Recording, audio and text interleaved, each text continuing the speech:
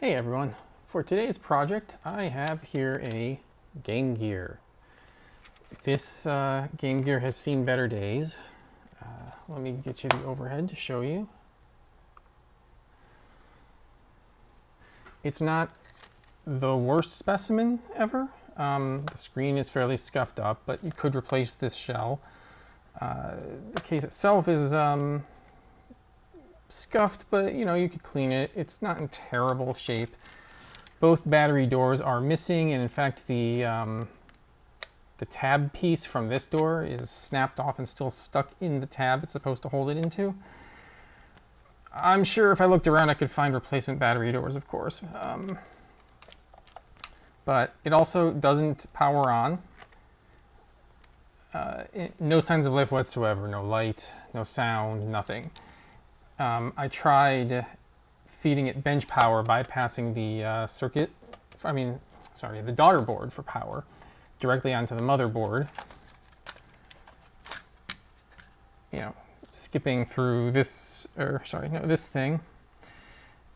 And that does get me a sign of life. The power light comes on, but nothing on the screen at all, no sound. Not a lot of progress there. The motherboard itself doesn't look like it's in terrible shape. All the capacitors would need to be replaced, and honestly that could fix the main problem of no life. I don't know how well you can tell. It's not going to want to focus. Maybe the microscope would show you. Well, I can't show it to you too easily because of the angles, but GameGear capacitors are notorious because not only do they leak almost always, they usually leaked quite a while ago and corroded things. It's hard to tell, but this leg's yellowing here is actually corrosion. You can see, I can scrape at it a bit. Every capacitor on this board has leaked a little. And the other problem is these are all encased in a, they're bent over and encased in a plastic box, which is then glued down to the board. So removing these is a royal pain. It's easy to accidentally rip a trace trying to pull them off with the glue. It's not that it can't be done, it can be done, but it's quite a bit of work.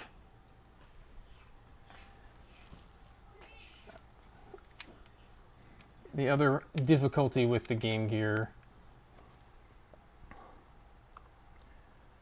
is that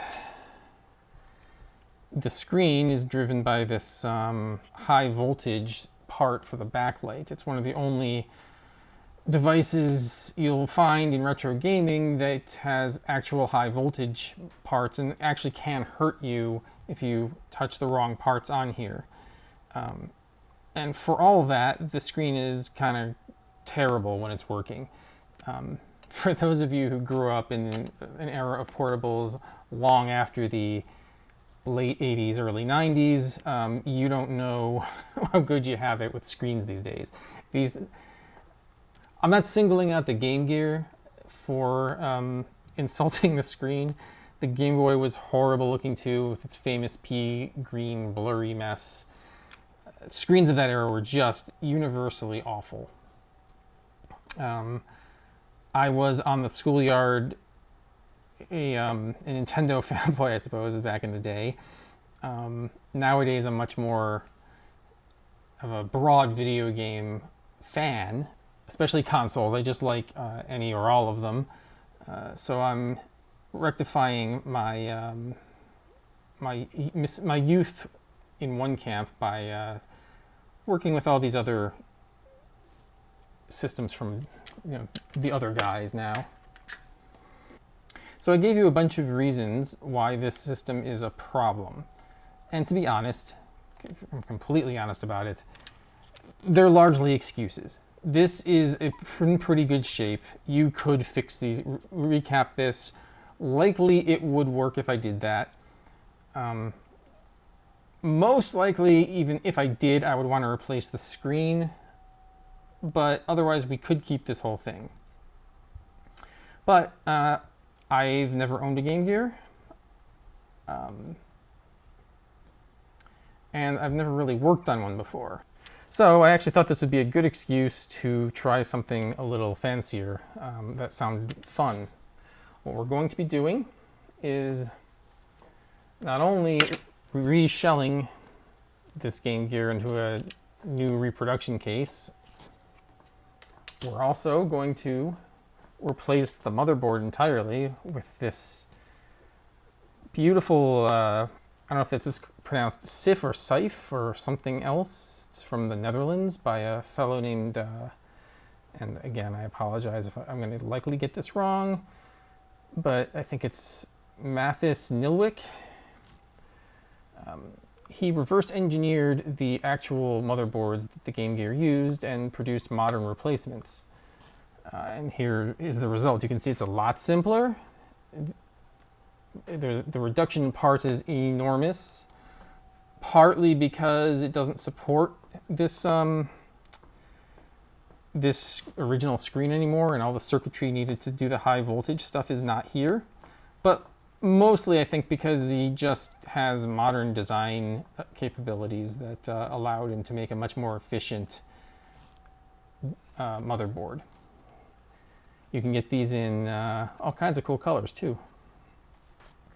So what we need to do at the high level to use this board is we need to salvage the external port or extension, expansion, I'm not really sure what GameGear called them, because this is a unique connector that isn't made by anybody anymore. So we have to salvage that and transplant it. You can salvage the clock chip, although I think I think this kit came with a viable replacement anyway, so we may not bother. The brightness wheel has to be salvaged. Again, I think he sent a modern version in the kit, so that's again optional, but I might save it for a spare part. We don't need the RAM because he included modern ones, but the big guy that we need to salvage is the CPU, or the main chip. We're going to have to transplant this to the new board because there's no way to get modern replacements. We can also take the cartridge slot and move it over, but I'm going to be doing a few more special mods along the way. Here's a replacement sound and power board that are part of a bundle with this same motherboard, also from Mathis and SYF. They're just modern replacements. You see the caps are all ceramic, so they shouldn't be able to leak in the future. I believe this one supports stereo. Yes, it does. There's a little switch here for mono or stereo, because you could actually install 2 speakers into the GameGear for stereo there. I don't think I'm going to be doing that, but it is an option. And finally, this power board, which is a modern replacement. It accepts USB-C input, and it supports lithium-ion batteries, which should give this a lot more life than the 6 AA's that this thing takes by default. In addition, we're going to be doing a modern LCD screen. Here's the board for it. This particular one is a RetroSix CleanScreen. There are a bunch of other options such as Micwill and Benven. I don't know if there's particular pros and cons to them. This install looked essentially easy because the board has, as a nice feature,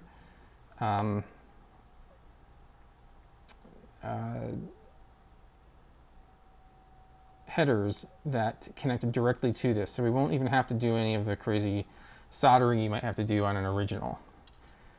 We'll just attach a ribbon cable between 2 points, and that should be about it. Actually, I think it goes like that. Yeah, like that. There's a cable between here and here, cable between here and here, and that'll be it for the circuits. That one will be simple. We are going to try to do RetroSix's GameSlot, which is I think, as far as I know, the only reproduction cartridge slot that exists. What's nice about this is it mounts right here, and then it connects to the motherboard via an adapter board here, which uses a ribbon. So it's easy if the slot ever wears out or breaks down or gets dirty, or you bend some pins or something, you can replace the slot with 2 screws and just replugging the ribbon. No soldering required. It's nice in theory. Not strictly necessary, but none of this is strictly necessary, so I just thought it would be a neat addition to try. If this doesn't work out for any reason, we can always just bring on the original cartridge slot as a fallback. And finally, I think, to make this more complicated, I'm going to try installing BenVen's GameGear HD, which is a HDMI output mod for the GameGear. This SYF board has a nice affordance for it, in the sense that there is a row of pins here, and those pins expose all of the signaling that the GGHD requires. So we'll mount this in these holes here and mount it there, and then we mount the GGHD right on top of this, and then we don't need to run bodge wires everywhere. It keeps our pretty nice new clean install pretty nice and new looking. The downside, though, is combining some of these mods. The GameGear slot mod has an extension on the bottom here with test points. This is nice in that you can check that you're making good connectivity to all the cartridge slot pins when you install this. The downside is that it makes the PCB for the slot extend further down and covers up these exact headers that we're going to need to use. My plan, because I have no better idea, is to actually cut off this part of the PCB to expose these pins, because these are all just extra connections. They're not necessary for functionality and exist only for testing your install. So it should, in theory, be safe to cut this here and not affect the functionality when we're done. But that's a risk, and why I say I might need to fall back to the cartridge slot method. Now, what I discovered after ordering all the parts is that there is a version of this board that has a cable header right here. And what that does is it incorporates the functionality of this daughter board right into the main board, meaning that this ZIF socket is installed here right in the midst of all the traces that you need. So you don't need this at all on that version of the main board. The trick, and it took me a little while to figure this out, is that I said version of the main board. It's not literally a version, because I ordered the 1.7 main board, which was the version that's supposed to have that header, and it didn't. What it turns out is that if you order the SYF mainboard from RetroSix themselves, then their version of the board does have that header, and you don't need to do the daughter board install for their slot socket thing. If you order the same version of the board from SYF directly, it does not have that connector. I don't know why that is, because they do have the special RetroSix screen headers, so it doesn't seem like a, I don't know, a licensing problem. I'm not sure what the explanation is, and it isn't documented that this is even true. I only figured it out by comparing screenshots of the products on offer on the different sites. I don't think this is going to be a big deal, but I wanted to point it out. If you don't particularly care what color of board you get, and you intend to do this install, or might in the future, you might consider ordering the board directly from RetroSix. I ordered it from SYF myself because I liked the color that was available, and I think RetroSix was out of everything other than white at the time, something like that. And frankly, I just didn't know that that was a difference to consider. But not a big deal. We will move ahead. The GGHD install, other than this note up front, I'm going to do almost as a second part because it requires a little work above and beyond all the rest. So I'm unlikely to mention it again, except maybe in passing when we get to the part where I am mutilating that daughter board. I will probably re-explain it in case people stepped ahead. Having said all that, time to start the disassembly. I've removed the screen and the motherboard from the back shell, or front shell, whichever, including its reflector. So we've exposed just the bulb here. I don't have a lot more to say at this stage, except I had suspected that this unit might have been liquid damaged, but I didn't see any evidence of it on the backside. And the reason I thought that might have been the case was that one of the screws in the outer case was completely rusted through. It took quite a bit of finagling to get the stupid thing out. Now that I see in here, I don't know how well you can tell, but there's a lot of strange corrosion up by these pins. There's corrosion coming off of this test point, weirdly enough. Something's going on the contact pad for the controller. It might have something to do with why it doesn't work. But none of that matters too much. What we're going to do is salvage what we want from this. But the first thing I want to do, even though we don't need it, is I want to get this backlight out, this fluorescent tube, because it's just in the way.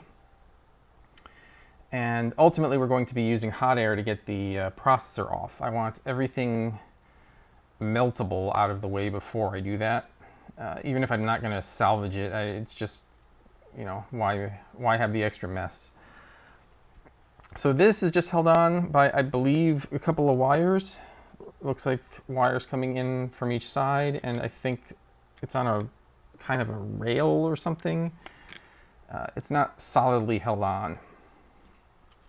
And I think if we just desolder these contact points, it should come off quite easily. So we're going to start there.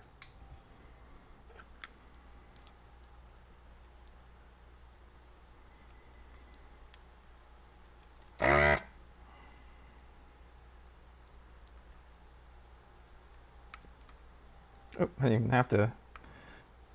Just fell right out.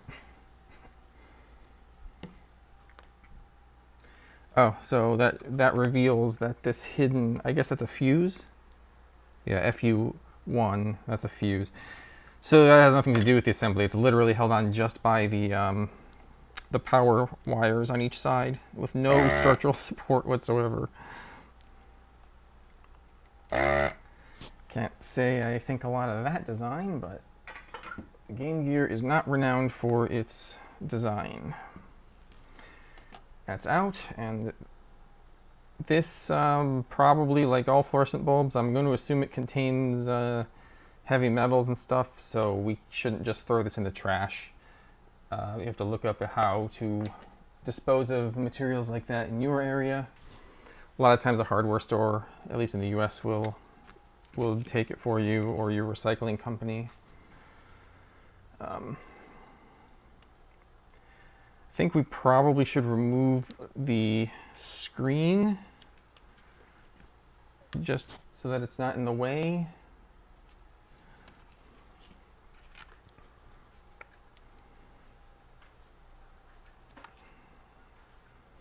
You should probably do this in a more gentle way with actual heat if you wanted to reuse any of this stuff, but I do not.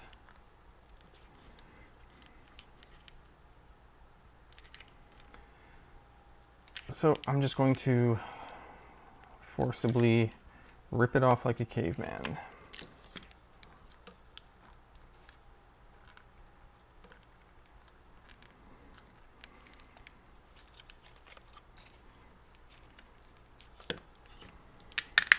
It's got tape on one side and a soldered ribbon on the other. Same deal with this. This may require specialized methods of disposal with the LCD screen.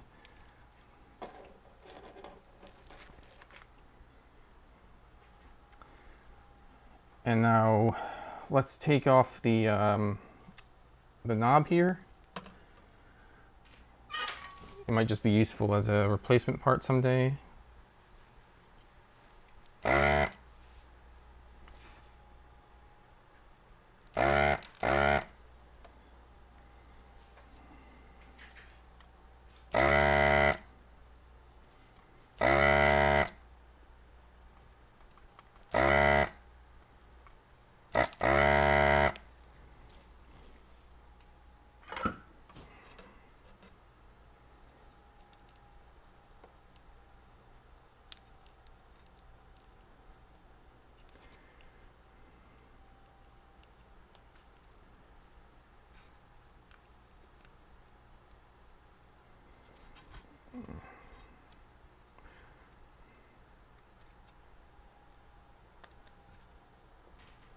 Okay.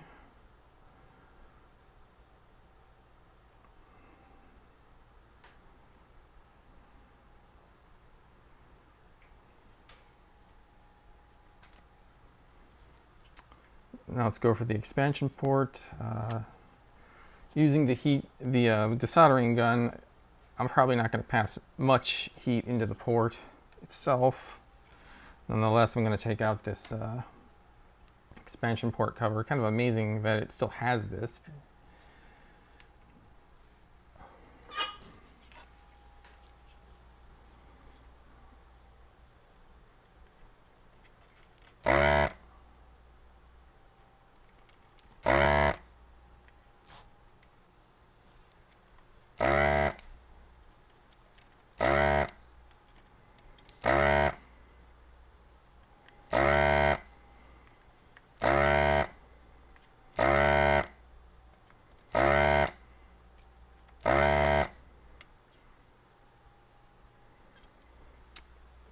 These pins are the wider sort, so using the wider tip here.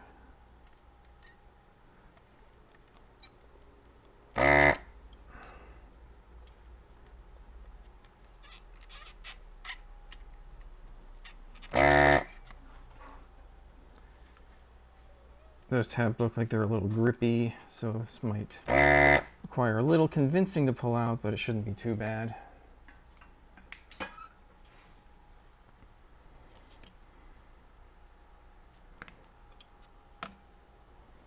Just be careful that you don't burn yourself, because the port itself is probably hot by now.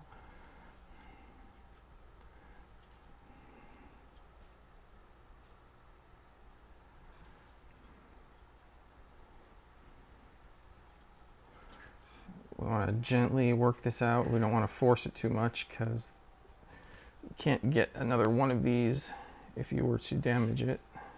They don't make them, as I said earlier. So those definitely look like tabs. There it goes.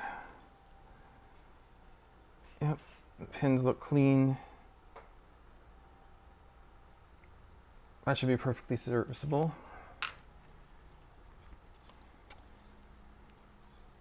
All right, what's next? Let's do the cartridge header. There's one trick to this. You'll see here, as originally assembled, there were screws through these points holding the board into the case. But even once you remove the screws, there's still like metal, I don't know what you want to call them, rivets here, holding the cartridge on above and beyond just the solder on the pins. These you're kind of going to have to attack with flush cutters or something similar. I suppose you could drill them out too, but rather not do that when you're trying to salvage the port. So I'm going to start by removing the solder from the pins, but when I come back to this, I'm going to try and bend these rivets out of the way. All right, as soon as the gun heats up, we'll start on this socket. And for some reason, and you can see because this one pin is shiny, that one is bent over, unlike every other pin on here. No idea why. Just to get in the way, I guess.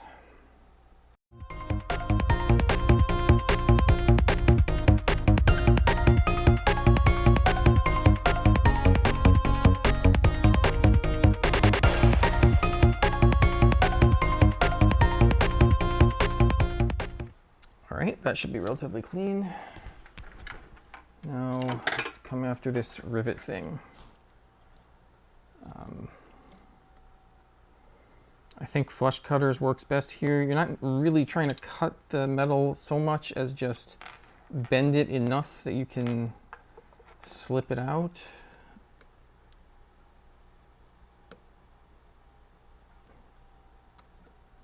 If you do cut it, I don't think anyone's going to care, but it isn't the goal.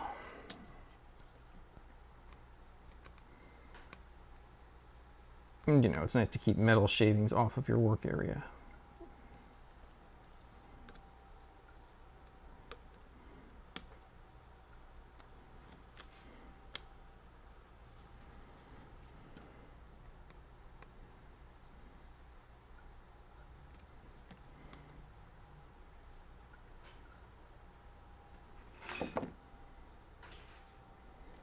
Let's see if we can work it free.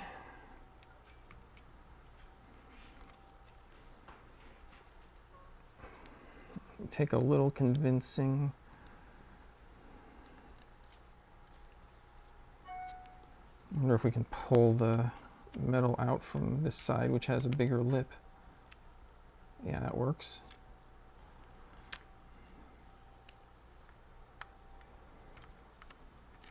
There. Rivets removed. And now we've got what? Maybe one or two stubborn pins. Feels like it's almost done.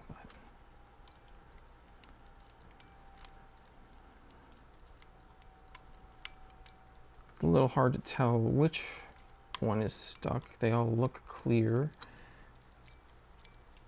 It feels like most of them are moving. Maybe we can feel it one by one.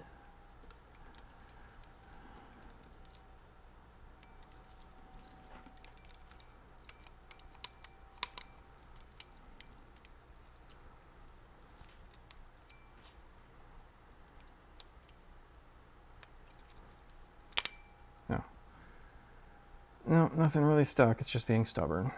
But now we're out.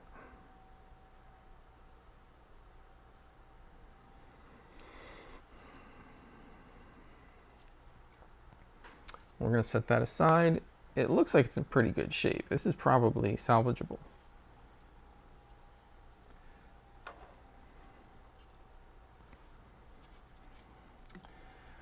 All right. Let's remove this clock chip or oscillator or whatever the technical term is. Not so much that I think we'd ever use it again, and goodness, this is like 3 times taller than than a modern version. But I don't want it to be in the way when we're going after this guy, which is our next goal. I may remove these cables too, just so they don't melt and get all messy, but these cables are known to be brittle after they age and not particularly reliable, so I'm not going to attempt to salvage them. I'll just remove them and throw them away, most likely.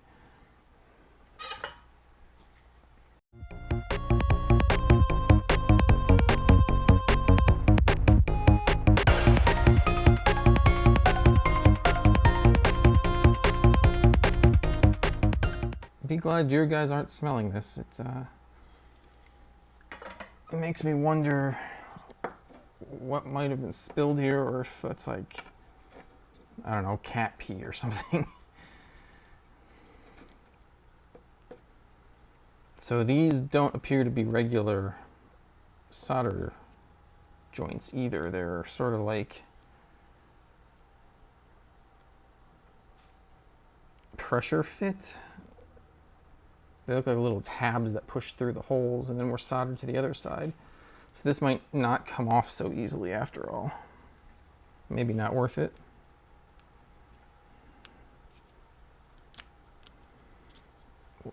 Pull it harder. Yeah, that mostly got it. Can you see that?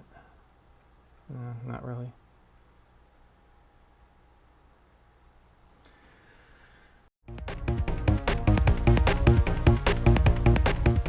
Again, none of this is anything you'd want to do if you had any intention of salvaging this board. It's just reckless and we're probably damaging things. I don't care though in this case.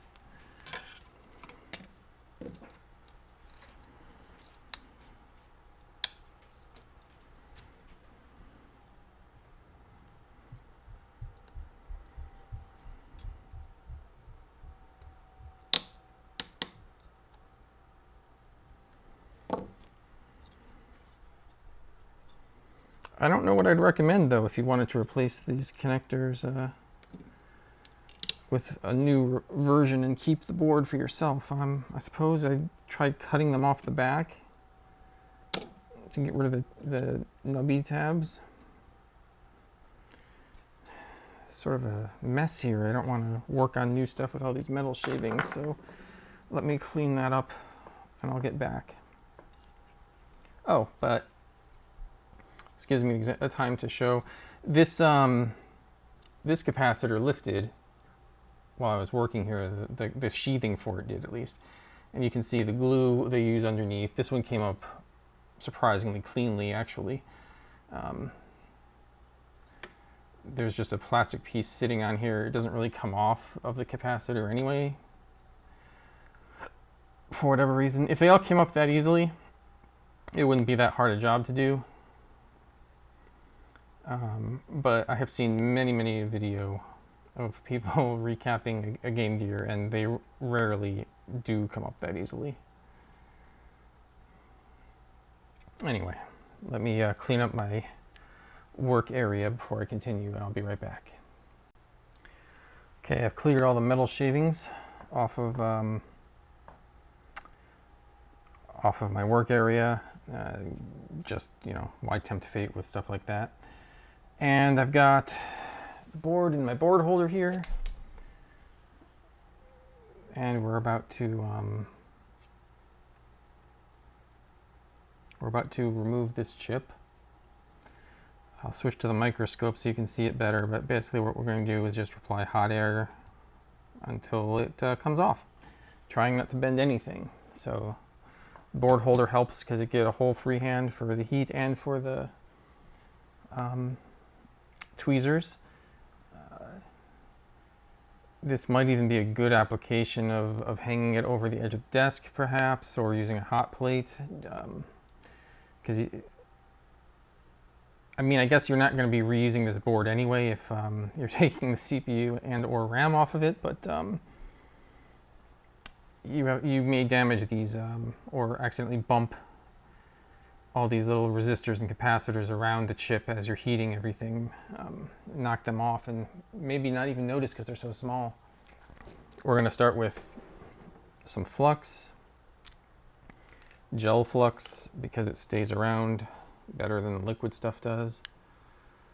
The flux in this case is not so much to produce good joints as it is to just efficiently transmit the heat around the area we're going to be working on.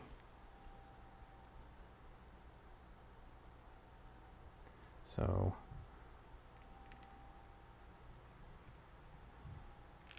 we don't need a lot.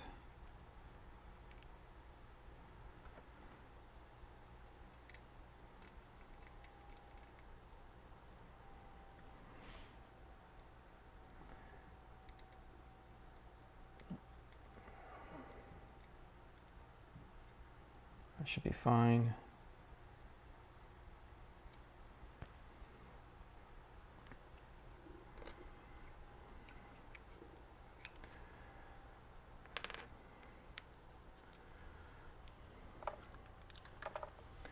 All right, and we're going to use, let's try 400 degrees. You'll see, we're going to be close, but not right on top of it. See, the gel will melt quite quickly. Get out a pair of tweezers so I can grab this thing once it loosens.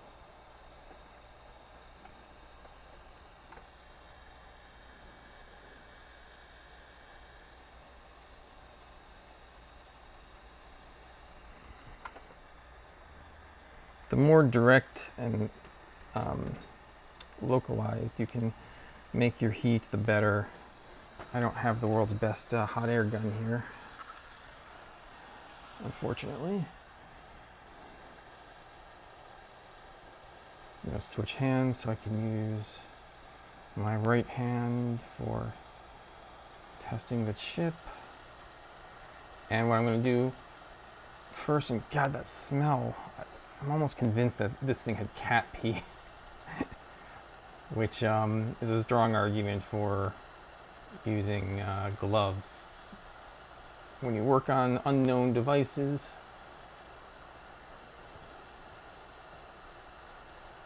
if I were a smarter person, I surely would follow that advice. It's going to take a little while to molten the solder. We're going to keep going around and around. Try not to get any one spot too long.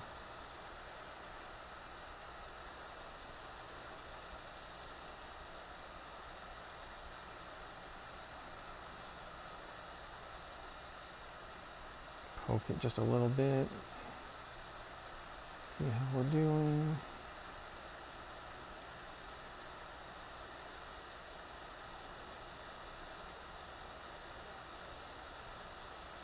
Seems like we're getting close.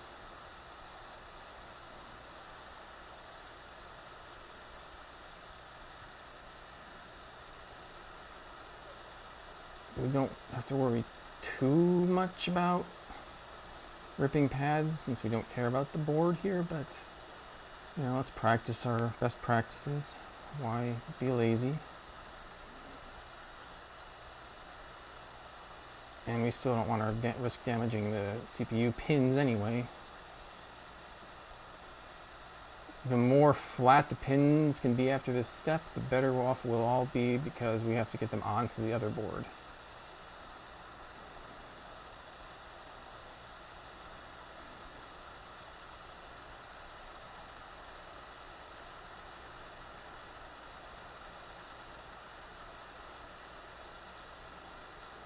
Ugh, it smells like a pet store in here. It's terrible.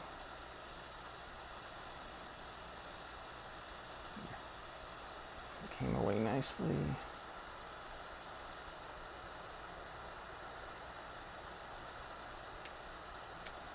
And got her back into position. Great.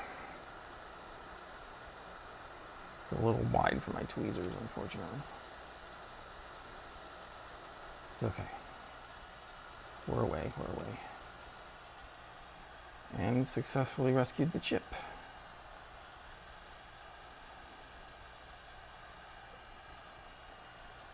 And here's an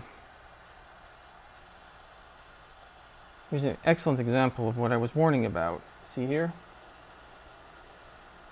Because it slid, I knocked out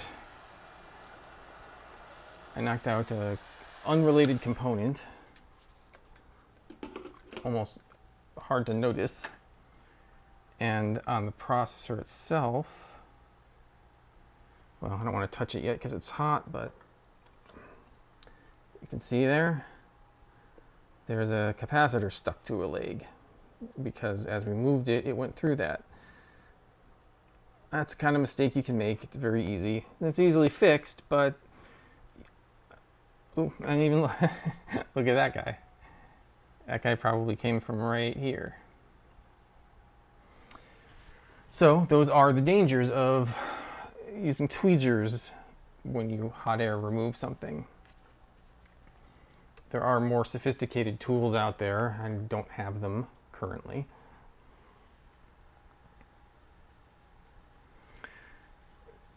What I probably should have done is let it go as soon as it moved. Let things cool off before trying to grab it, but no big deal, no harm. If the whole point is that if the board was something you cared about in the long term, take more care than that. I may go ahead and salvage this this guy here. Now in a situation like this, you can see all the little guys are over here and there's none this way, so we would probably want to try poking it from this direction. Goodness, this is so sticky. Some of that's the flux probably, but ugh, I'm gonna have to wash my hands quite well after this. Again, we do not need this component for our project here, but I'm retrieving it as a spare part and as practice. It never hurts to have more practice doing this sort of thing.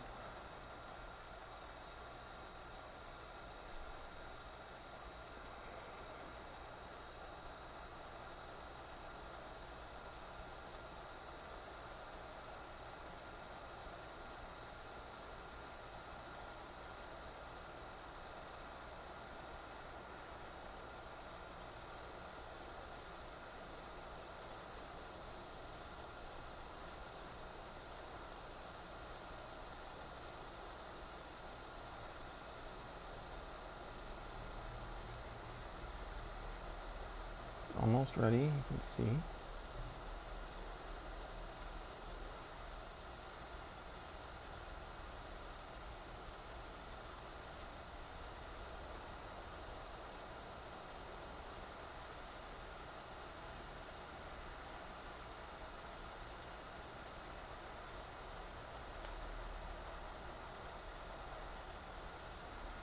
There we are.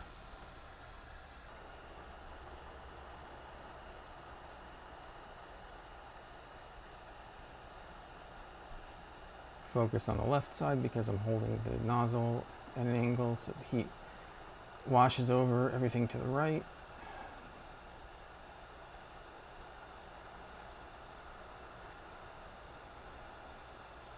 Would I ideally use flux here? Yep. Yep, ideally yes, but it's not strictly necessary for removal.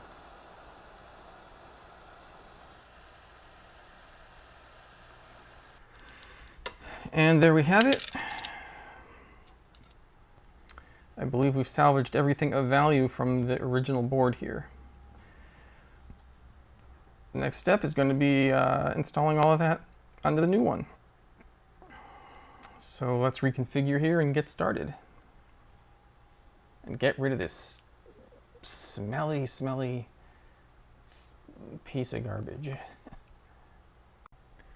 Okay, so here's our CPU on the new board, and our first task is to align the pins with the pads to the degree possible, and It's worth taking your time to get this right, because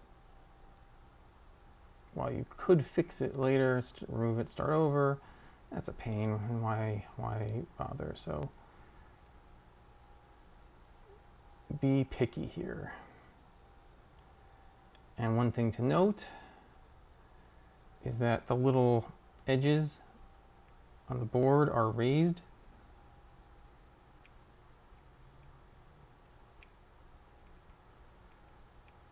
As you move the legs around, you might find it sticks.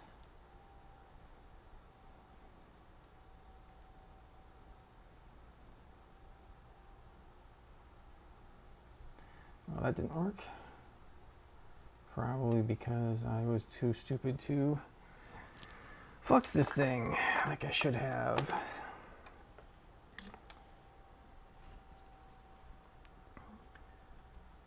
Everyone forgets stuff, but flux is important. Just use a little bit for now. When I get to the gross soldering, we'll go back and add some more for sure, but I just want to get this tacked into position before I do anything further. Oh, and I probably should have talked about the chip orientation. I'll go back and do that once I get this down.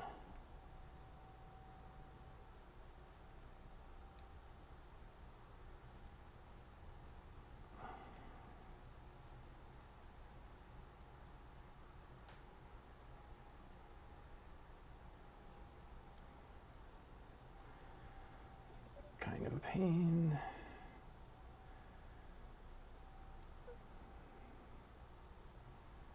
I don't know if you've seen the Dreamcast BIOS video, but we did something similar there, and it didn't cause this much trouble because this is much smaller a pitch.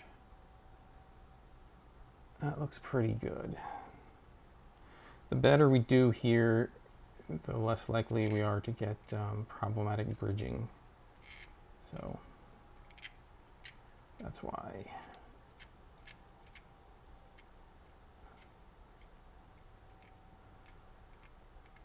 Well, I said tack it in and I go and do the whole pin, but you know, why not?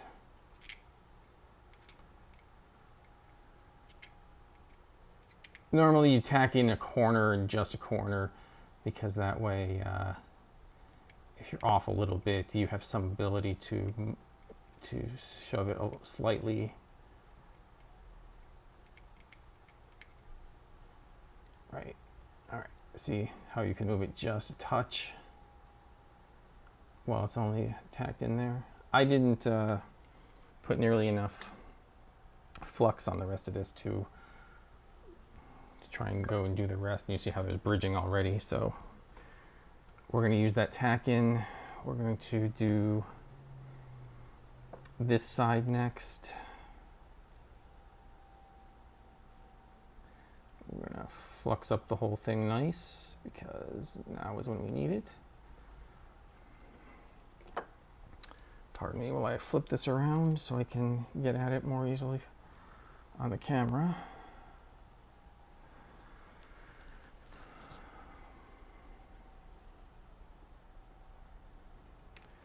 All right.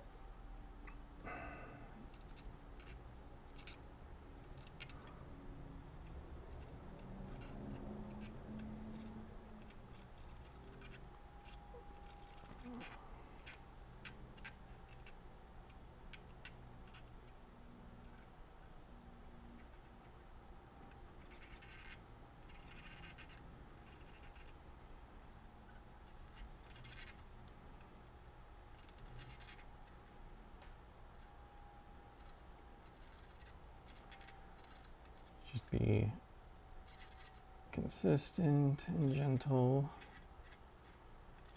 No, we're not in a race here. Bring the solder along. Get good coverage.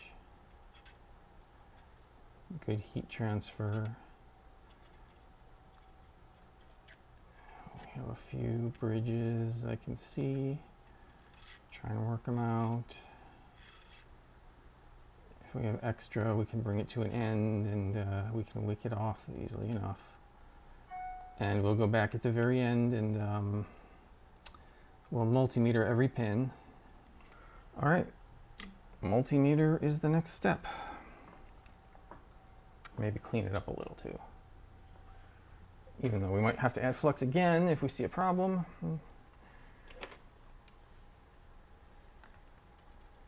No biggie. It's easy to add, it's easy to remove. All right, let's see what the multimeter has to say. We're going to use everyone's favorite beep mode. I would pull back to the macro camera so you could see it, because apparently some people like to see the multimeter, but I need the microscope in order to even see these things I'm going to be touching. So, sorry, we're going to stay here. Okay. So I think those are bridged right here. And they are indeed. Right there. All right, so let's see if we can't clear that up real quick. Might have to get the wick at it.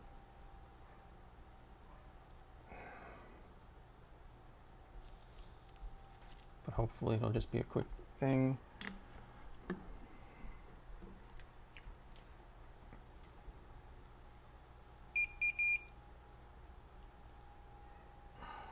Good. That cleared up real easy. So what I like to do is walk the board. So that means I will test the pin at the CPU end or the chip end, and then the lead down here to make sure those are connected, and that the one next to it isn't. Those are connected, not connected, connected, not. And I'm going to boringly walk the whole chip doing this.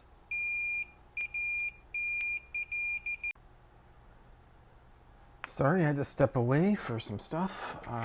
Coming back to this, I just finished up the inner left side, which was up here, and fixing that bridge and the pin that came loose. And now I'm coming back to this side where we had some pin that was showing as bridged, but now it doesn't seem to be. So I'm going to retest this whole side. I didn't do anything else that you didn't see, so I didn't reflow anything off camera. I'm trying to not pretend to be infallible at this.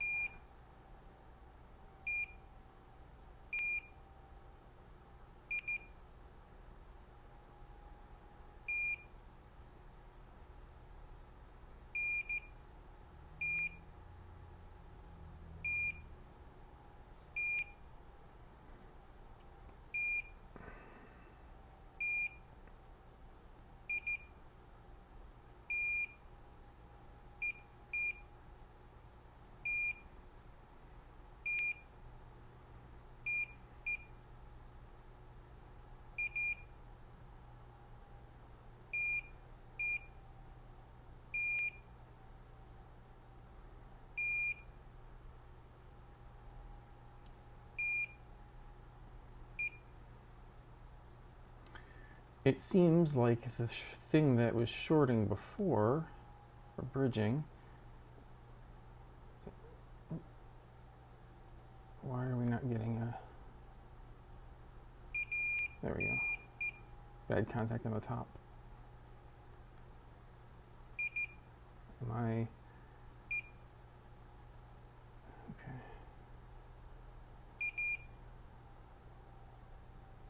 Maybe my probe is dirty.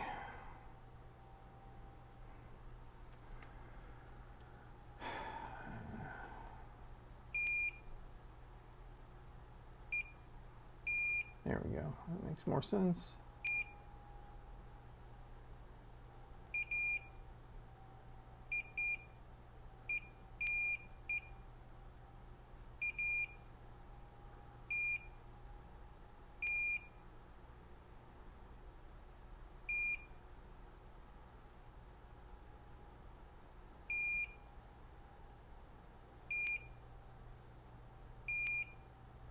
So I didn't do anything to this side, and it seems like the bridge is gone. Which, you know, makes some kind of sense. What probably happened is that one of the bridges on the other side that we fixed was making it look like this side was bridged, and the actual connection was going through and across some other pin. I'd have to go back and like look up what each of the pins that was a problem before actually did to verify that, but I have had that happen.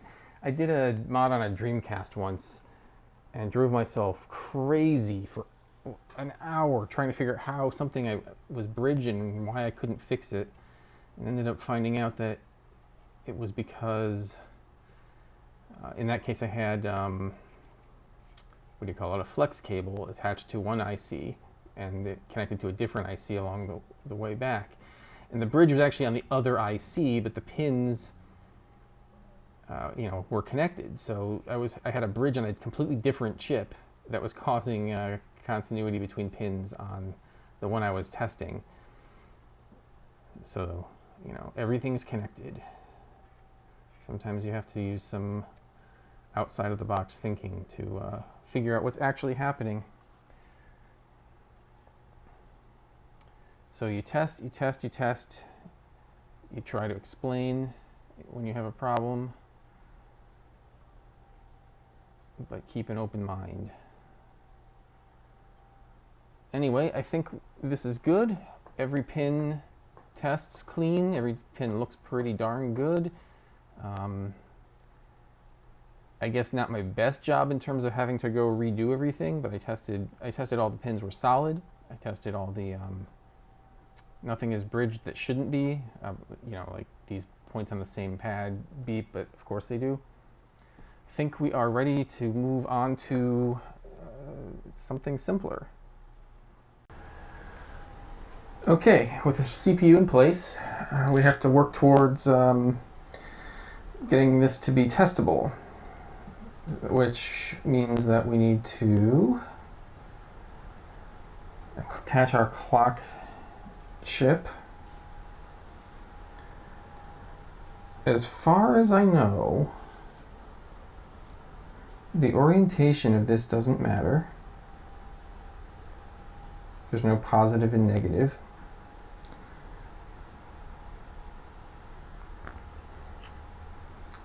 So, simple enough. Not a whole lot to see here. I mean, I could show you the microscope, but kind of unremarkable.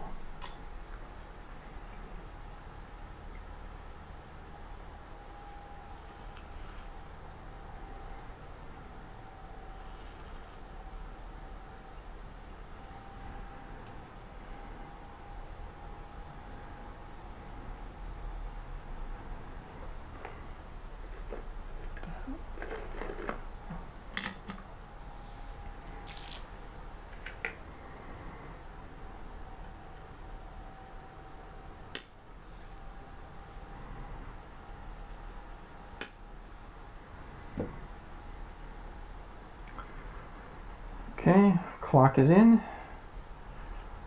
I should clean that up while we're here, or should I wait? No, I'll wait until I have some more stuff on.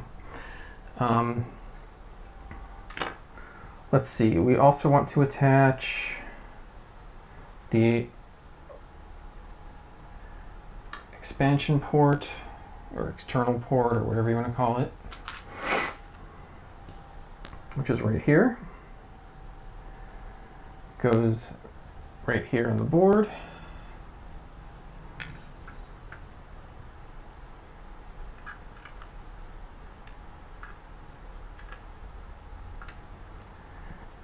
And just as we had to unsnap it a bit from the original, we have to snap it back in a little here.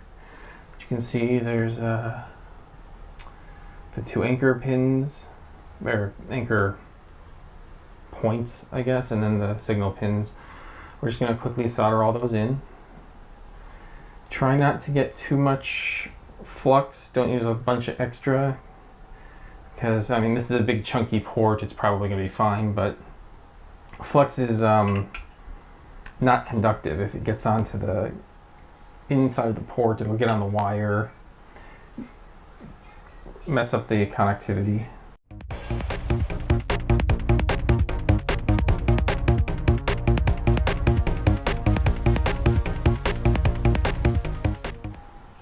Okay, that looks pretty good.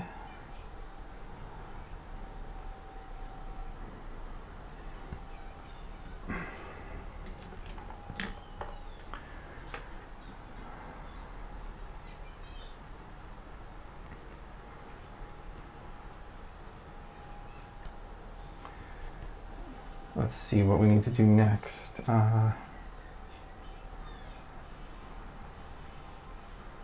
Probably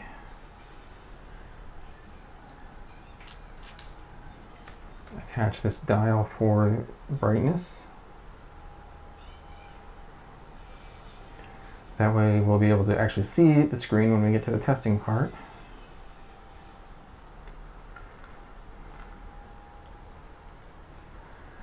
Now, the pins on this are kind of all wonky and warped. Just the nature of the thing. It's tiny and fragile and hard to ship. But you can work it in without too much trouble.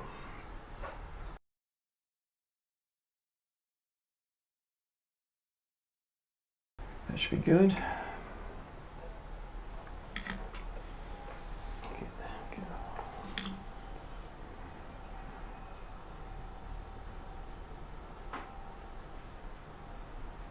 Looks good. All right.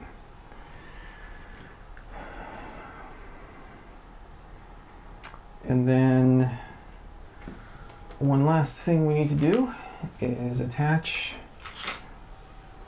the motherboard cables.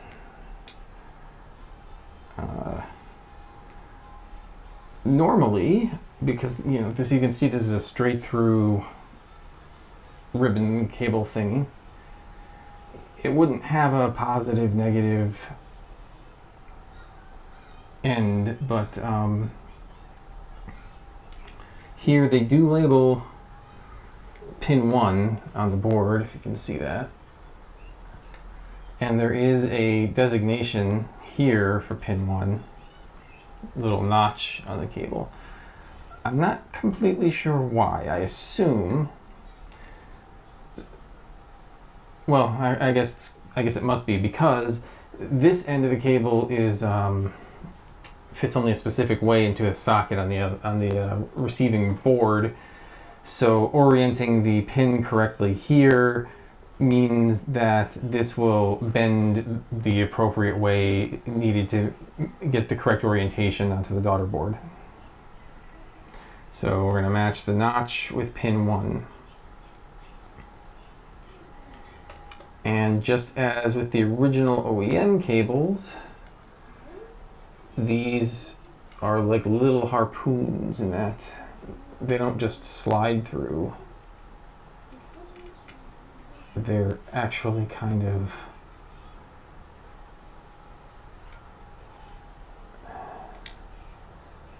I'm not sure what you'd call it, like an arrowhead. And it's being a bit stubborn about going in.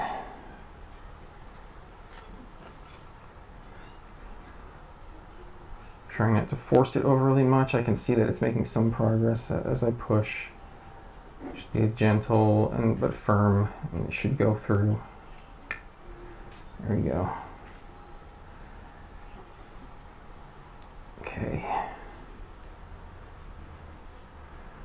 Now in this case we're going to solder it in, not because we're afraid of it falling out, but we want it to make good electrical contact. That thing really isn't going to go anywhere even before we solder. But before I solder it all, I'm going to place this one too, so I can do both at once. And this one, once again they mark pin 1, which is towards the extension port.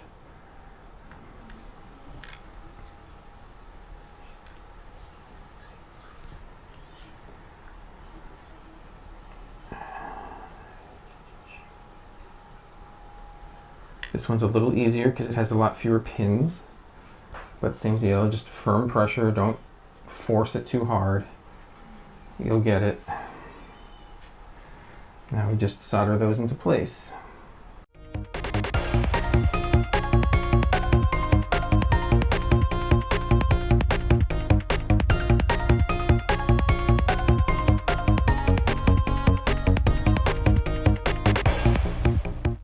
Those are looking pretty good, I think. Yeah. Yep. If you're worried, you could get the multimeter out and test for bridging, but unless you used a lot, just way too much, I don't think it's something to be terribly concerned about. And I think that about does it for the parts we need to install.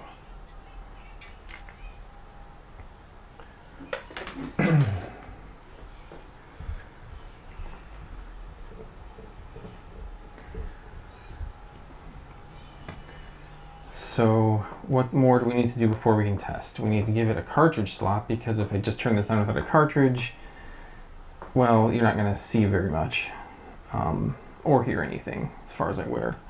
GameGear won't do anything without a cartridge, I believe. So we have to take care of the cartridge slot next. Let's worry about the cartridge slot. Now, I talked about this earlier.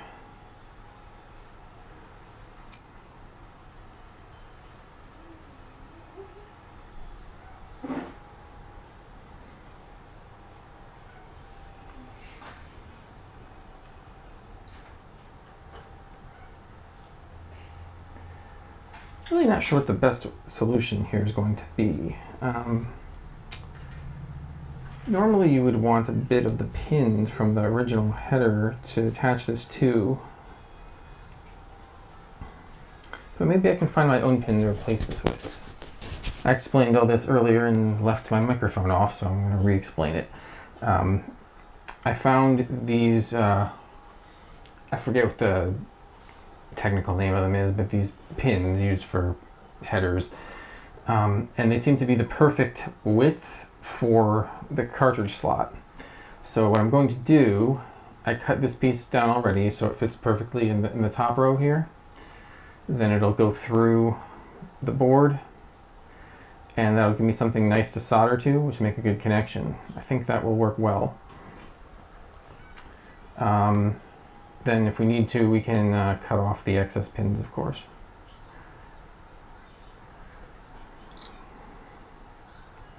You know, to avoid touching stuff.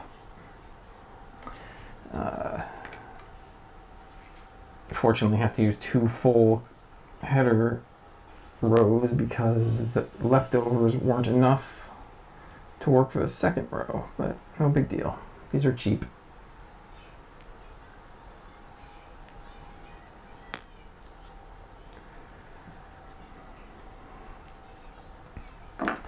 Now, the only question is, what orientation do we want? Do we put the long pins through here? What does that look like if I do that? Can you see that?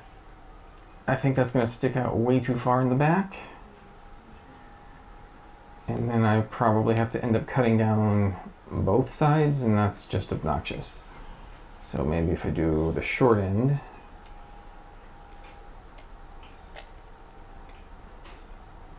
that seems a lot more reasonable.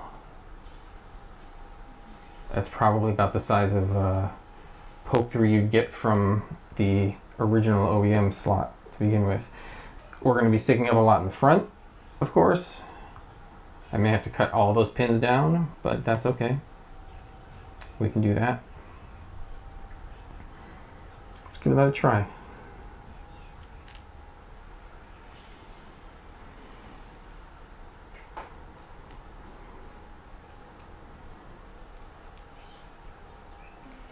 I'll try and hold them in.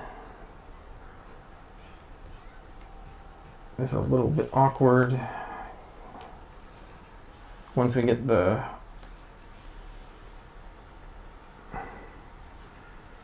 once we get a pin soldered in, the rest will follow easily, but the very first one, of course, is going to be a pain.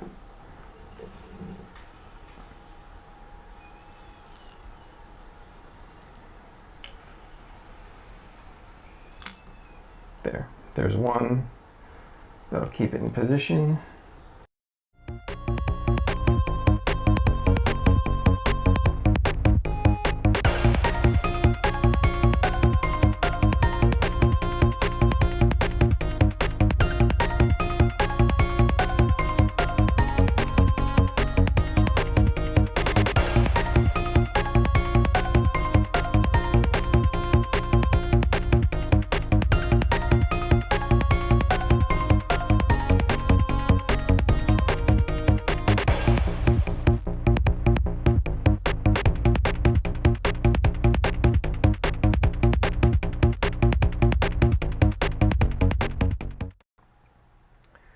Okay, so what I've done here is I've soldered all of the connectors onto the board, and then I've used these test points. Really are handy for testing the connectivity. I tested that all the pins are connected to the appropriate test point, and they are, so the solder has made a good connection.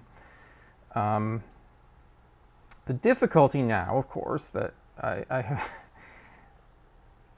is that I want to cut this off, but now it's on the board, and it's not really realistic to remove it again. So if you were to do this same thing, I guess I would recommend cutting this off first. I only didn't because I wanted to be able to use the test points to make sure that this method of connecting the board was going to be electrically sound. So I've essentially made it more difficult for myself now, but all in the name of experimentation, right? I'm going to go attempt to cut this off, and we'll see how that goes. But I need to do it somewhere else, so I'll be right back. Okay, sorry, I had to take that off camera to do the cutting. It's not beautiful, but it'll do the job. It'll expose what we wanted to here. I'm a little disappointed that I had to do this. It's a cute little part, but I mean, all these test points, they just cover up the expansion part of the SYF. I think I wouldn't recommend this slot unless you have no intention of using these pins. And to be fair, you can do much of this mod without it. The only reason I want to use them in this case is I'm going to be installing that HDMI mod. But you know, now we're in the future. If you want to use them, they're inaccessible with this thing, unless you get the SYF board specifically from RetroSix, seemingly. If this socket gets integrated into the commonly available board, or you intend to buy from RetroSix, then no problem. Also, of course, if your original cartridge slot is useless, broken, otherwise of no use to you, then you have no real option. But this was not, let's say it's the opposite of a no-cut install. I cut off all the headers here, so we should have nice, solid connections on both sides. That part shouldn't be an issue. And we can get at this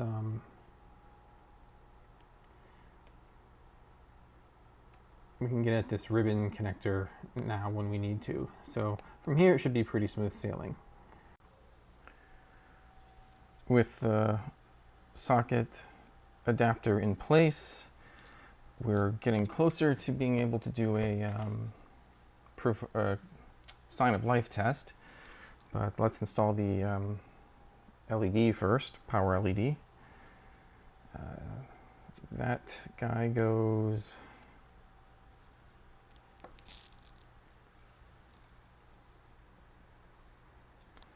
I think it's here. Yeah, it's here. Now, this particular LED will be, if you use the long leg for the anode, will show red. If you use the short leg, it'll show green. Not all LEDs work in both directions, but we've got the, how well it shows up, the anode leg goes in the A side of the slot. So I'm going to choose to make this one green. I think that would look cool. There's no right or wrong to that. Put that in. We're going to solder that up.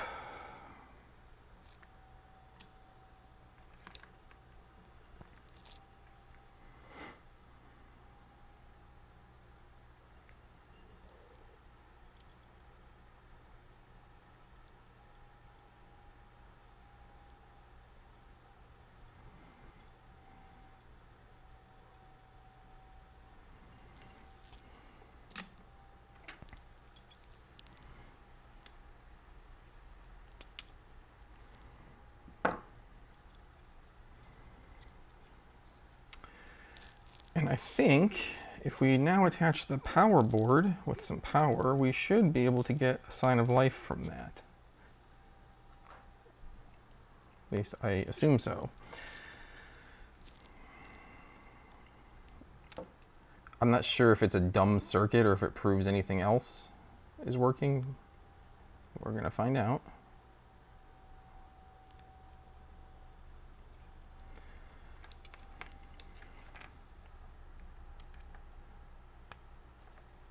And we've got a power light. So that's promising, and green as is expected. Since I'm doing a clear case with a light colored motherboard, I thought green would look nicer than a harsh red. Okay, so let's move on then. We can install the screen now, I believe, would be the next step.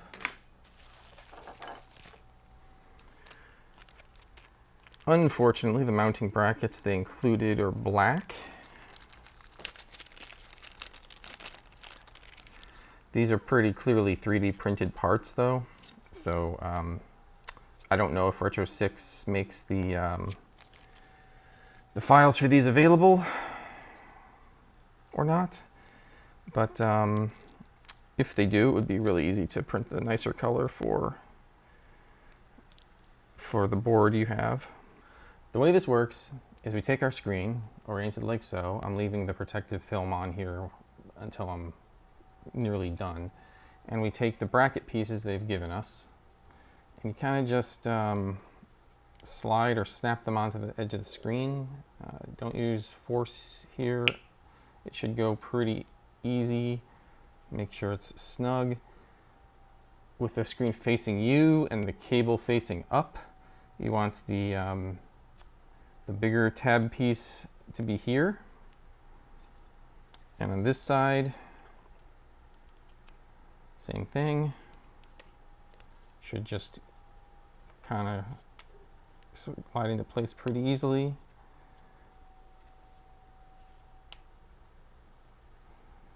Good. Now, I still want to leave the screen protector on, but this tab is going to be in the way of the screw hole. So let's see if I can fold it back just a touch. Maybe hard to convince it to stay folded back.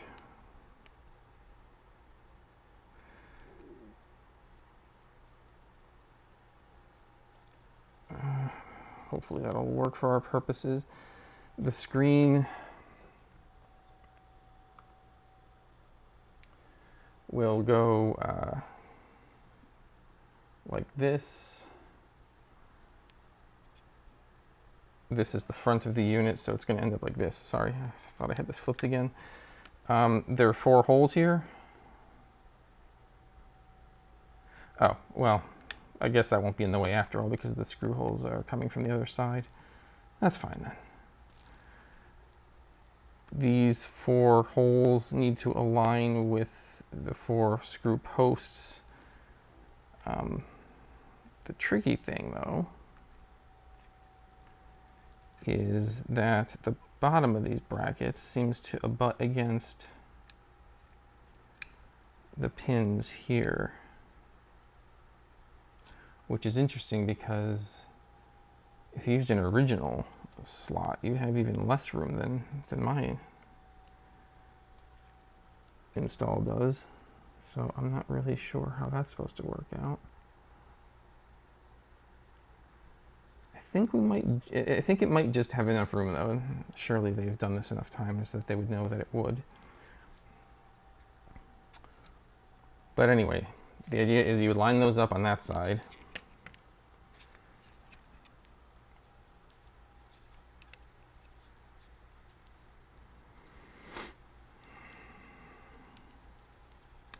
And then you would take the board, line it up to the same holes, and then screw it into place.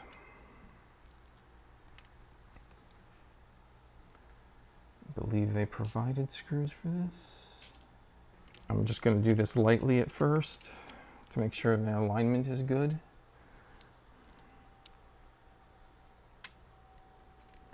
But remember, you're also the screw boss you're screwing into is a 3D printed part, so you don't want to do this overly tight.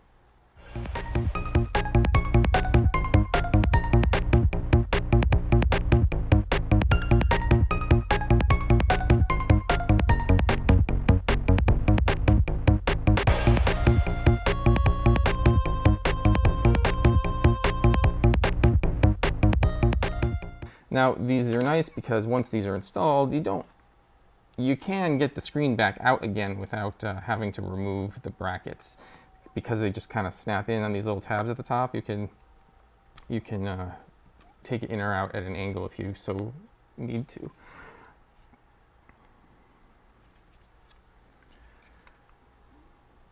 Having done that, we just need to attach the ribbon to its home. This is one of those ZIF sockets. So lift up the gate. There we go. Okay, that seems like a solid fit and connection. The only thing I like about these is that when you do make a solid connection, you can tell. Nice and straight. It's got a decent grip, although, you know, don't yank at it. Now, ordinarily you would need to solder a bunch of wires from these points and these points to wherever the signals come from on the board itself, but we have it easier here. Because the SYF board, as I mentioned earlier, has specific headers for this mod.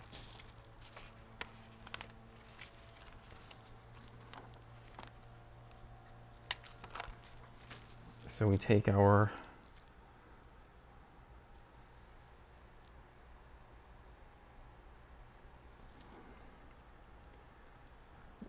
flex cable,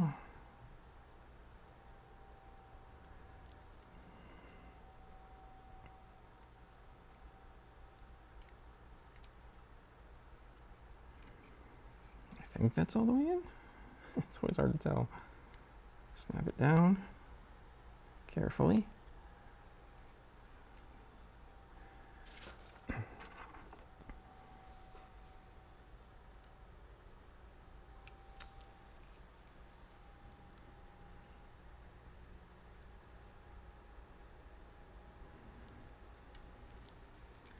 Gotta get it in the socket.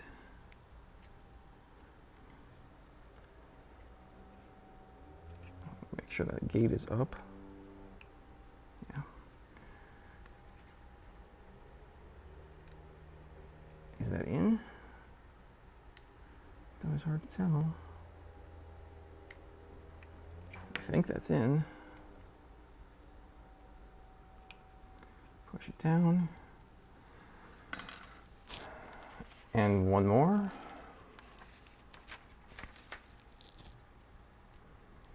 In this case, we're going from here to here. Center this better for you.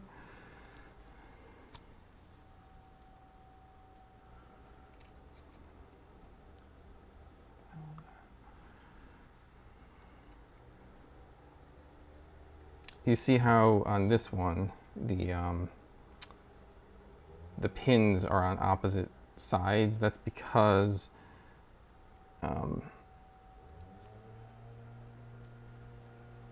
you're intended to do a 90 or a 45-degree fold here. So when you do that, the right side will be facing down after the fold. So put one side into the motherboard. I think I got it.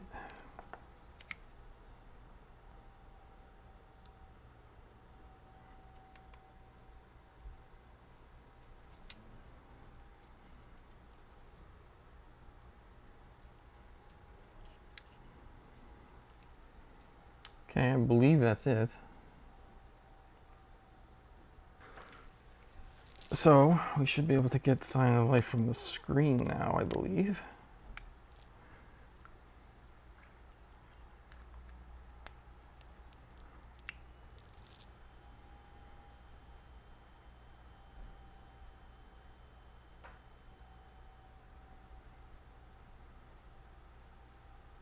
That probably isn't the best result.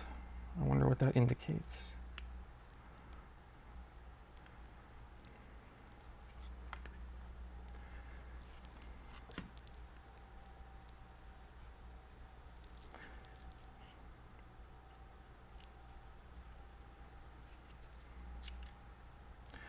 Well, it's hard to say. That could be any number of things. One of the ribbons is bad, or seated badly, most likely. Anything from that to we're shorting something here unexpectedly. This horrendous modification didn't go to plan, or even, you know, there's a problem on the CPU. I think we need more data before we determine the problem.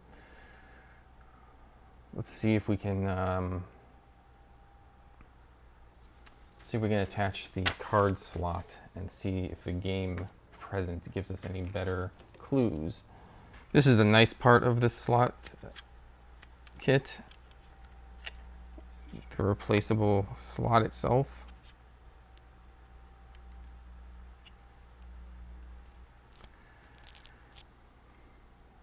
Going to be a little difficult to put a game in here in its unsupported state and see what the screen looks like on the other side, but we'll manage.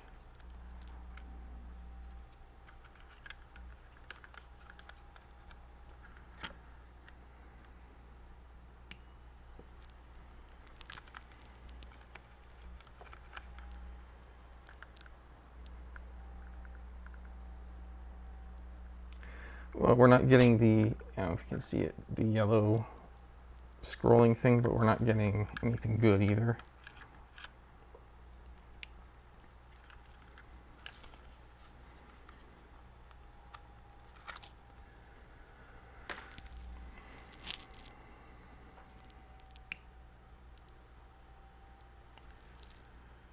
We get the booted light on the clean screen, and all the status lights seem okay.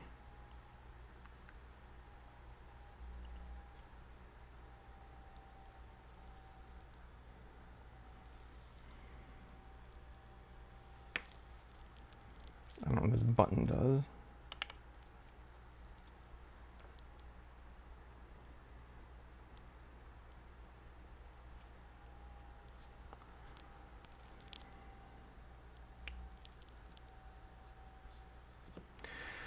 Okay, well, I think at this point I need to go back and double check everything with the multimeter to make sure the cartridge slot connections aren't bridged anywhere and the CPU connections aren't bridged anywhere.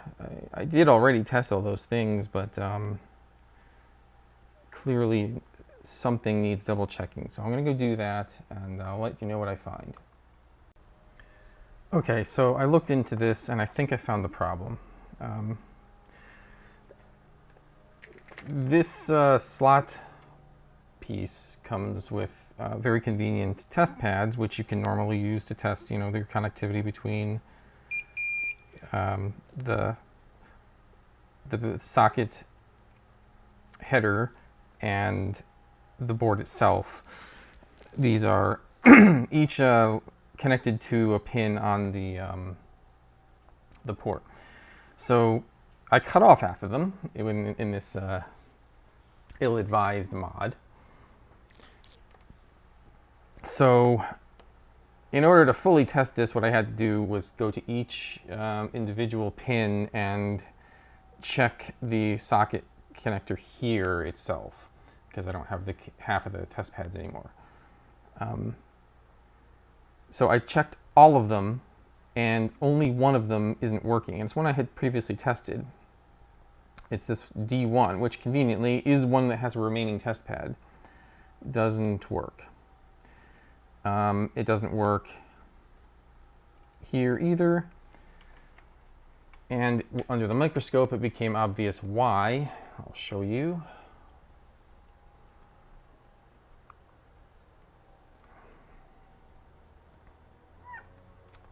Where are we?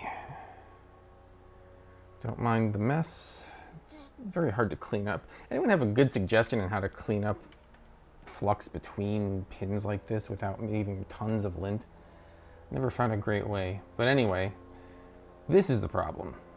This is not a reflection. I broke the trace apparently while I was cutting these headers. So you see we have connectivity to here-ish, but not beyond and not below. And we do get connectivity from here to, well, where was it? D1 down here. I can show connectivity at times. Get this positioned for you. There. Hard to find it because it's mangled, but sometimes you can get it. See, I'm on the D1 test pad to hear that. And the D1 test pad connects to here still. So this is a self-caused difficulty. It happens, especially when you're trying ill-advised and unrecommended approaches to things like I did here. If I didn't have to cut stuff at all, I wouldn't have risked doing this. And I guess I wasn't as careful as I thought I was, because that surface stuff can be very delicate. So my options are, I could expose some copper here and try and repair the trace, but it's going to be very hard to connect to a trace on this side, between these pins at least. So what I think I'm going to do instead is take a piece of enameled wire. That means it's insulated. And I'm going to run it from here down to the test point, which still connects to the socket fine. It's a hack on top of a hack, yes, but I think at this point that's the way to go.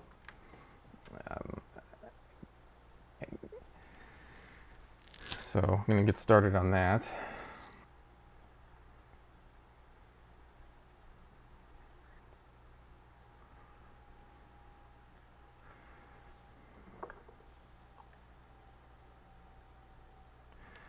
First thing I'm going to do is make a connection to this pin.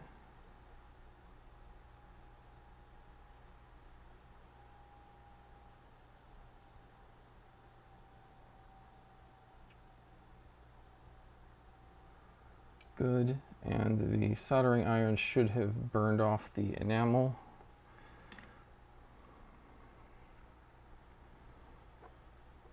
Now we're going to come down here. We need to go around that cartridge slot.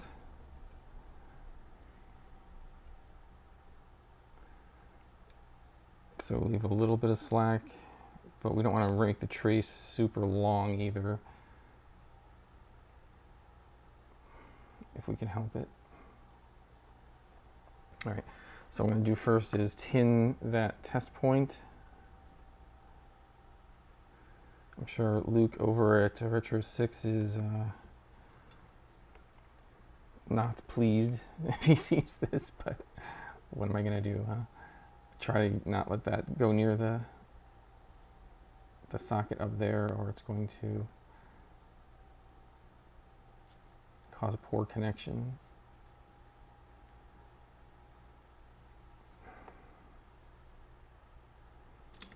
In fact, I want to clean that away before it does get into the... We don't want it getting into where the cable is going to be. I'll clean it with isopropyl in a minute.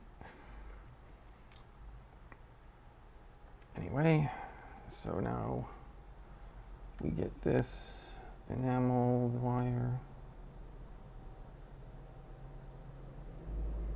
here. Doesn't look awesome.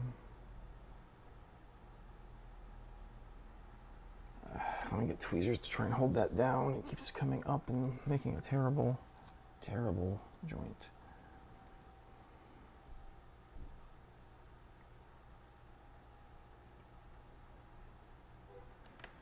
First of all, just hold it down.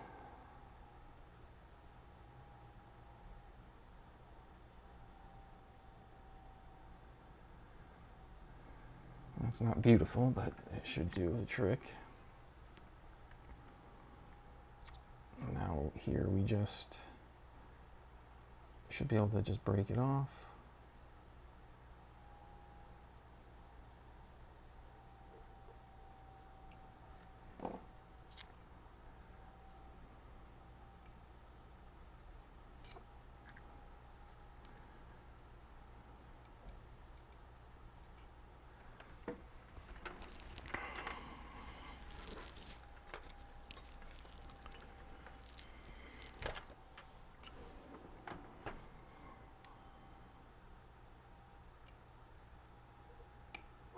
There we go.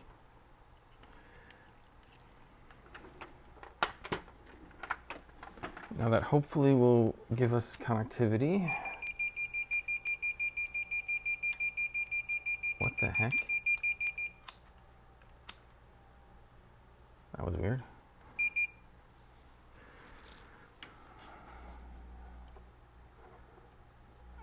Okay. In between there.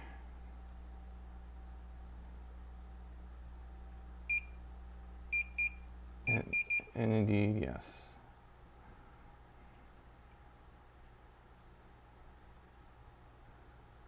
Well, where'd it go?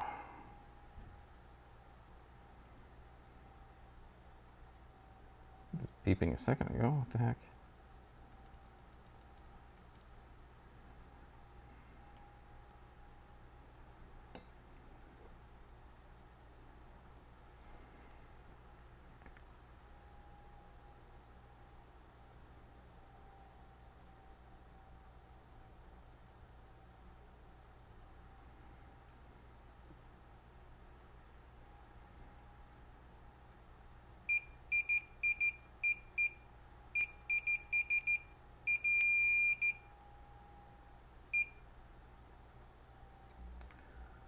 I'm not sure why that's being finicky.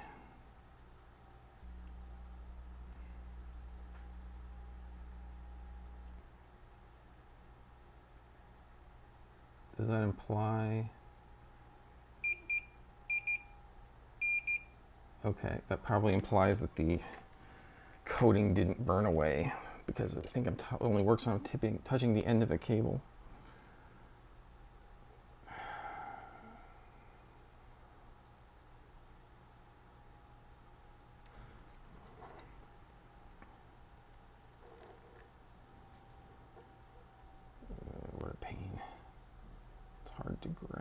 such a little thing very precisely.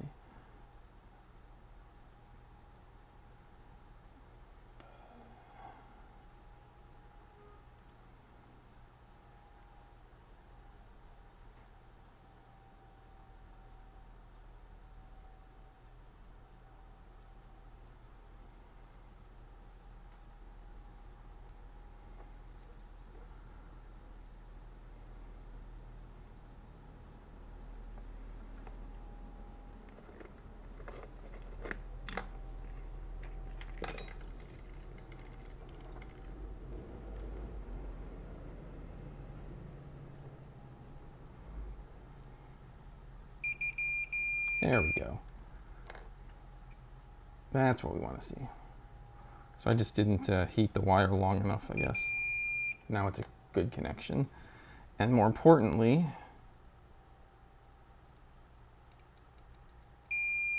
yeah, there we go. Now we should have a connection. I'm going to try and gently clean this a little more because it looks disgusting, but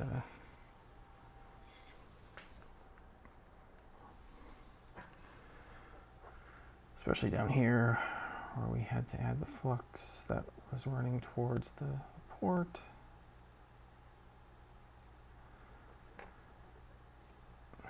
Again, I don't want this to reflect poorly on the slot product itself. This was my experimental way of incorporating it into this set of mods. So this is also my error, and why, as I've said in other videos, why I do these things to my own stuff.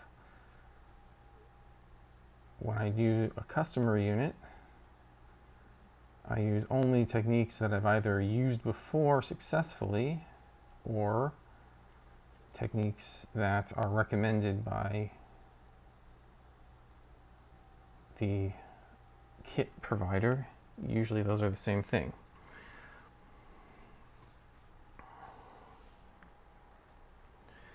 Only time I go off script at all is something like the triple bypass. You might have seen those videos, but there isn't a lot. The information on those is more folklore in a bunch of places than anything solid. So I had to invent a little bit of the script for that. Okay, I think we're all right here.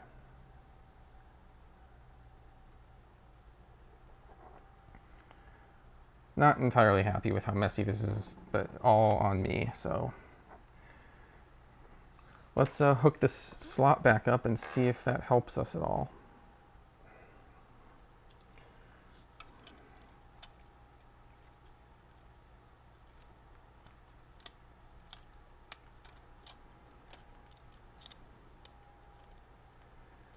I guarantee you that RetroSix does not condone chopping off part of their board.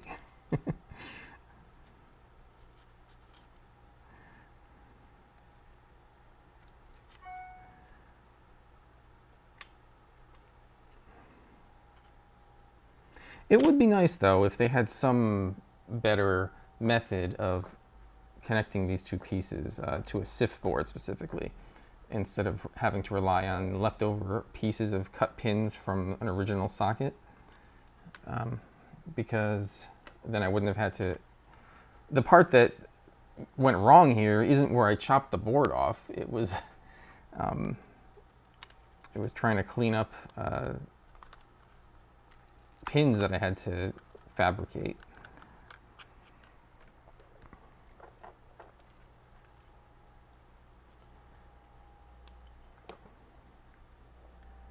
All right, let's see what we get, if anything.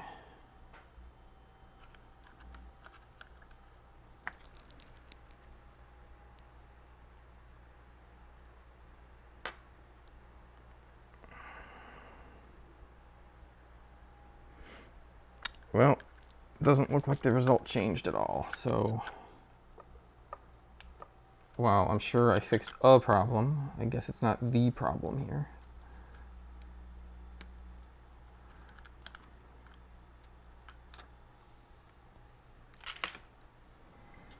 And maybe that should be obvious because there's no, oh, that's interesting. Well, we got rid of the weird yellow.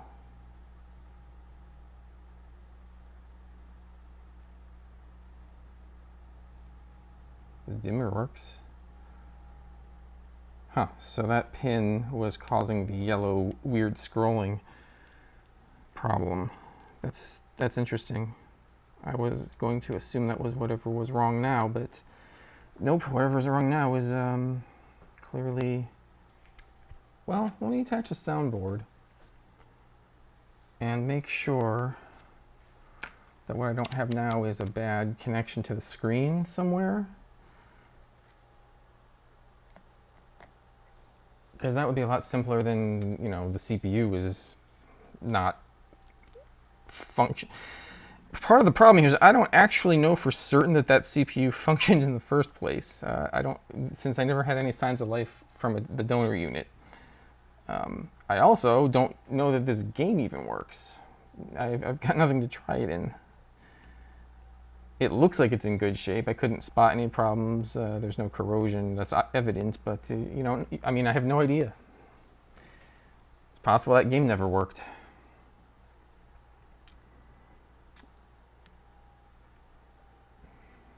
Okay, I don't know which way is up on the volume, but I've got it set to mono, and I guess I don't know whether this board will have audio from the right or the left socket just when it's set to mono, or both. Let's try putting it in the first socket. I'll play with the volume, and if that's no good, we'll switch it. Oh, I didn't put the stupid game back in.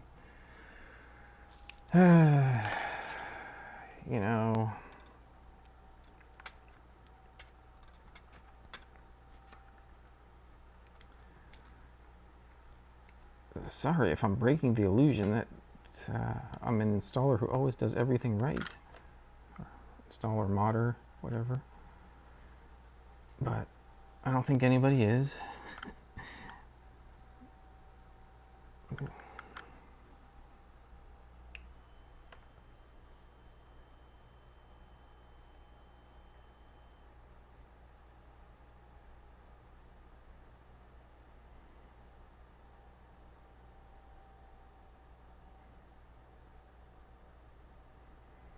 Okay, seems like no sound at all.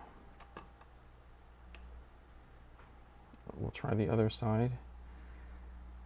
And I hate to say, but I don't actually even know that the speaker works.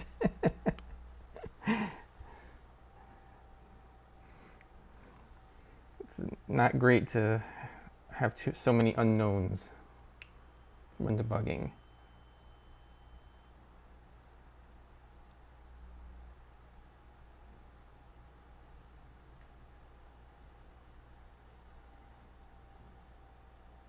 Okay, so no signs of real life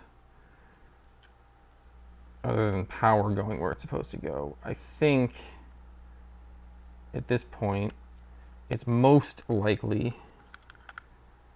that there's something wrong with the system at a basic level, because I don't think both the screen would be connected wrong and the audio board would produce nothing. It is possible, but I think that's the less likely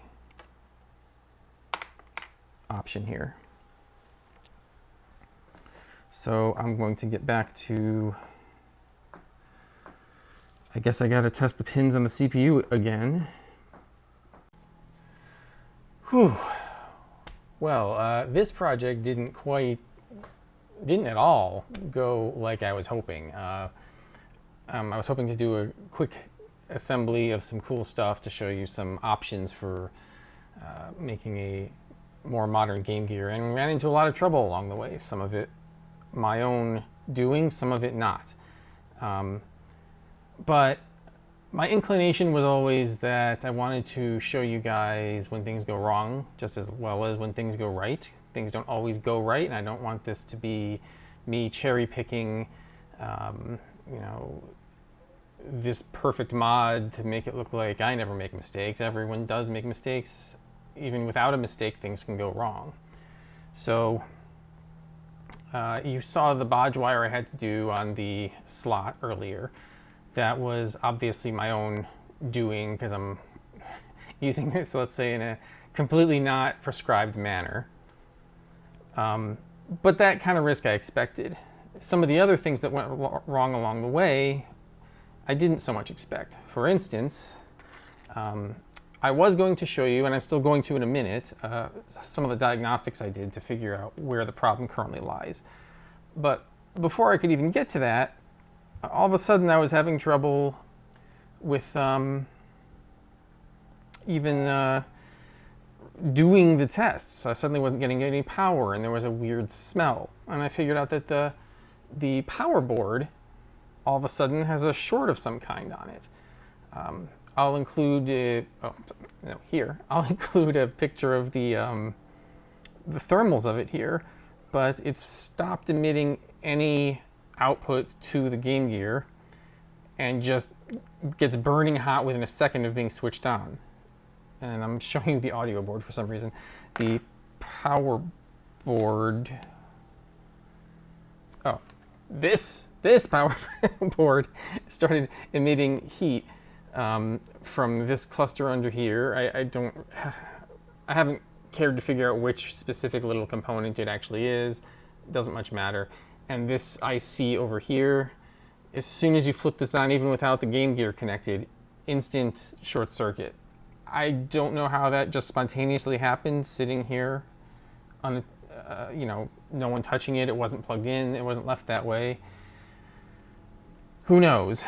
But to continue the diagnostics, at least, I have a RetroSix clean juice on hand, just by happenstance, which is just another power board. And this one still does work, so I can demonstrate to you the testing I did. My conclusion here is that the IC that I transferred from the original board was no good. I mistakenly believed that it was unlikely for an ASIC to be bad, but I'm coming to find out as I did some research after this problem, that was a poor assumption. So unfortunately, I had no way of testing this beforehand, so this was all I could do. And let me show you why I think this is bad using my hastily thrown together new camera view, because I thought people might want to see both the microscope and the multimeter at once. So here's our board,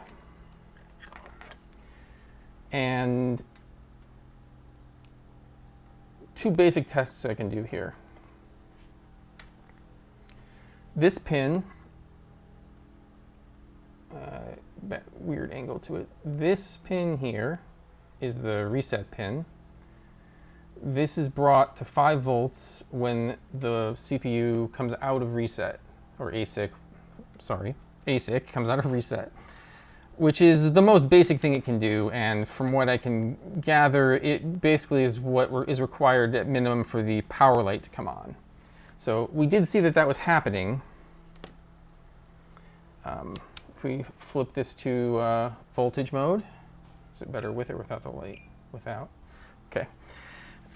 And we give this thing power with the clean juice.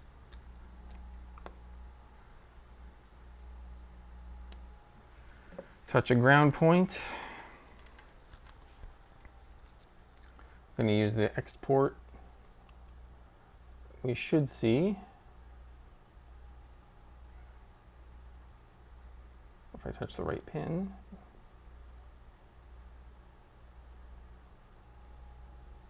Oh, see, the problem here is I don't know if I touched the right pin in the first place, and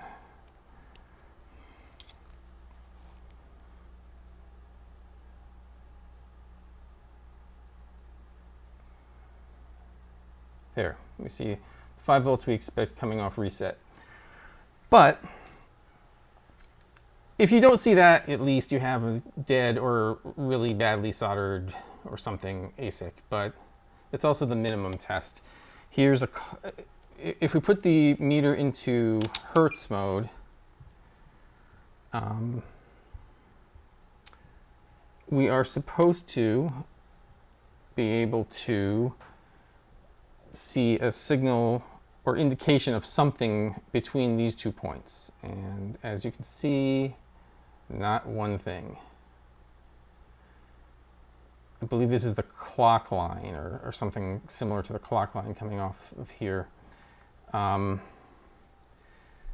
told by Mr. Mathis on Discord that that is a pretty strong indication that this ASIC is dead.